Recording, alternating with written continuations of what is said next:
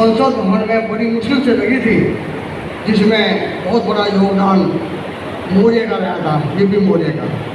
वो आज संसद भवन से हटा दी गई है।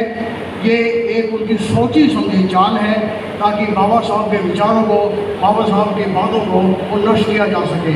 ये सोची समझी बात है। मैं बाबा साहब की एक कोटेशन का दम याद दिलाना चाहूँगा। 1927 में बाबा साहब जब कोलंबिया यूनिवर्सिटी में पढ़ रहे थे तो वहाँ की लाइब्रेरी में 2 लाइन लिखी हुई थी।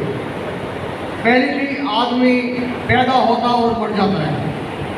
दूसरी लाइन थी कि महापुरुष पैदा होता है मर जाता है। बाबा साहब ने पढ़ा तो उन्होंने जो दूसरी लाइन वो काट दी।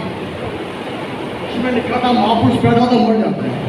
उस पर हंगामा हो गया। हंगामा होने के बाद सारे इकट्ठे हो गए यूनिवर्सिटी में, लाइब्रेरी में इकट्ठे हो गए। उसको मेमो दे दिया गया और मेमो में 12 बजे तक अगले दिन का समय मांगा।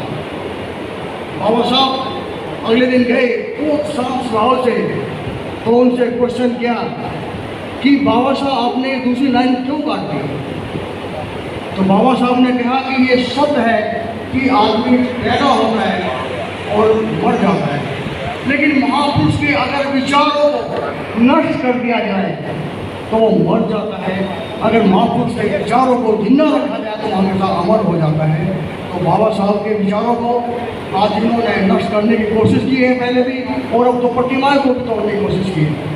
मेरा तो यही इस्लाम है कि बाबा साहब की प्रतिमा को स्थापित करने के लिए हमें ज़्यादा से ज़्यादा लोगों में या मोहल्लों में जाना होगा। छोटी छोटी एक मीटिंग लेनी होगी और